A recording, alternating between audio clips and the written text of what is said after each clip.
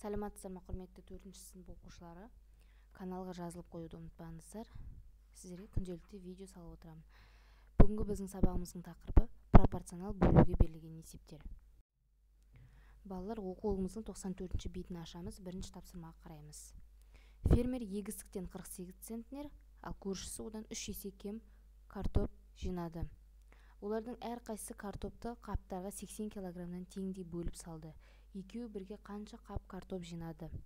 Ол үшін балалар, егер фермер 48 центнер жинаған болса, көршісі одан 3 есе кем жинаса, бұл жерде біз бөлу амалын қолданамыз. Сонда көршісі 16 центнер қап жинады. 48 центнерге 16 центнерді қосамыз, барлығы 64 центнер. Егер 1 килограммды 1 центнерде 100 килограмм болса, 64 центнерде барлығы 6400 килограмм бар.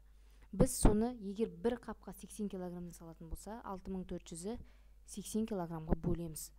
Сонда екеуі бірге 80 қап картоп жинады. Екінші тапсырма. Жемістерді салу үшін саяжай иесі алма салатын 6 жәшік, ал мұрт салатын дәл сондай 4 жәшік сатып алды. Барлығына 5000 теңге төледі. Кестені қара, бір жәшіктің бағасын тап. Бұл жерде балалар бізге саны белгілі, құны белгілі, бағасы белгісіз. Бағасын табу үшін біз құнын санына бөлеміз. Ол үшін балалар есіңе сақтаға қарайық. Есепті шығару үшін онда қандай шамалар берілгенін анықта. Бізге бұл жерде барлығына төлеген құны белгілі және саны белгілі, барлығы 10 жәшік екен. Жәшіктің бағасын бірден білуге бола ма? Неліктен? Жәшіктің бағасын білу үшін балалар біз құнын санына бөлеміз. Егер саны барлығы 10 жәшік болса, 5000 теңгені 10 жәшікке бөлеміз. Сонда бір жәшіктің құны бағасы 500 теңге. Енді 500 теңгені 6-ға көбейтсек, яғни алма салатын жәшікке. Демек, алманы ол 3000 теңгеге сатып алған. Ал алмұртты табу үшін 500 теңгені 4 жәшікке көбейтеміз. Оған 2000 теңге төлейді. 2000 мен 3000-нің қосындысы, сонда балалар 5000 шығады. Олай болса, келесі 4-ші тапсырма оқулықтың 96-шы беті. Екі бригада бірдей 150 қап пияз жинады. Олардың біреуі 4500 килограмм, екіншісі 3000 килограмм жинады. Әр бригада қанша қап пияз жинады? Ол үшін балалар біз екі бригаданың барлық жинаған массасын тауып аламыз. Яғни 4500 бен 3000-нің қосындысын табамыз. Бұл жерде екеуі бірігіп 7500 килограмм қап жинады. 7500-ді біз 150 қапқа бөлеміз. Сонда 50 қаптан шығады. Енді балалар орнына қойып тексереміз. Қараңыз, егер бірінші бригада 4500 килограмм пияз жинаған болса, 4500-ді 50-ге бөлеміз. Сонда бірінші бригада 90 қап, ал екінші бригада 60 қап. Екеуі бірігіп 150 қап пияз жинады. 5-ші тапсырма. Қатынау саны бірде 2 жүк машинасы 99 тонны жүк тасымалдады. Бір рет қатынағында біреуі 4 тонн, екіншісі 5 тонны жүк тасымалдайды. Жүк машиналарының әр қайсысы қанша тонны жүк тасымалдаған?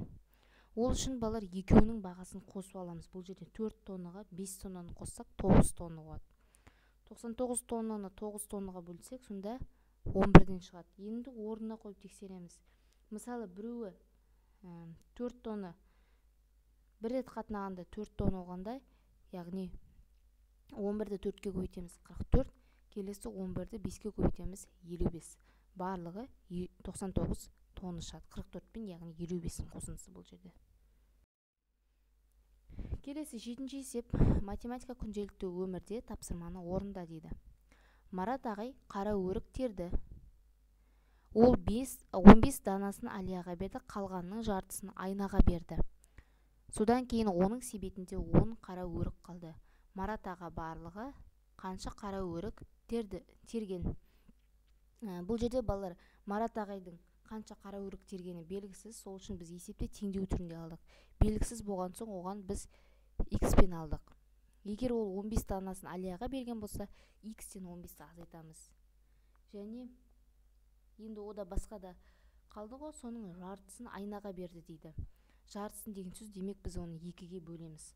Сол кезде Марат ағайдың қолында өзінде 10 қалды. 10 қара өрік қалды. Бұл жерде x-тен 15-ті азайтып 2-ге бөлеміз, тең болады 10 шығады. 10 мен 2-нің көбейтіндісі 20, 20 мен 15-нің қосындысы 35. Демек, Марат ағай барлығы 35 қара өрік терген. Енді тексерейік. Егер ол 35 қара өрік терген болса, оның 15-ін Алияға берсе, оның қолында 20 қара өрік қалады. Ол сол 20-ның тең жартысын Айнаға берді. Сол кезде оның қолында 10 қара өрік қалды. Келесі 8-ші тапсырма, шығармашылық тапсырма. Мына қараңыз, барлығы 200 тонна жинаған, ұн жинаған.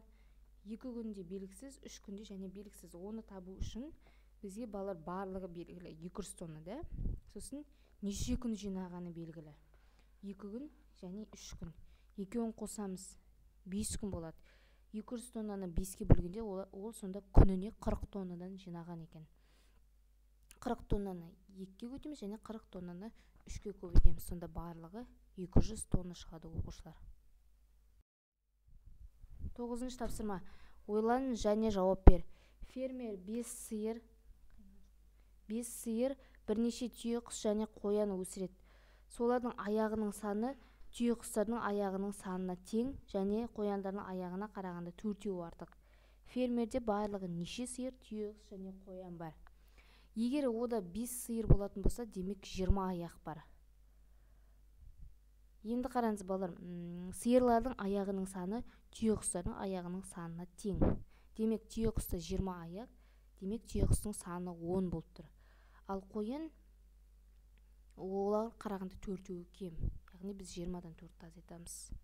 16 мен 4-тің бөліндісі, демек 4 қоян бар, 10 түйе құс бар және 5 сиыр бар фермерде. Ең соңғы үй тапсырмасы, 10-ші тапсырма. Оқушы бірдей бағада барлығы 10 дана торгөз және жолды дәптер сатып алды. Торгөз дәптерге 150 теңге, жолды дәптерге 100 теңге төледі. Оқушы неше торгөз дәптер және неше жолды дәптер сатып алды? Бұл жерде балалар бізге барлық төлеген ақшасы белгілі. Яғни 150 теңге және 100 теңге төледі. Яғни оқушы 250 теңге төледі. 250 теңгені 10 данаға бөлеміз. Біз торгөзбен жолды дәптерінің санын анықтауымыз керек. Сонда 6 торгөз, 4 жолды дәптер сатып алды. Сау болыңыздар оқушылар.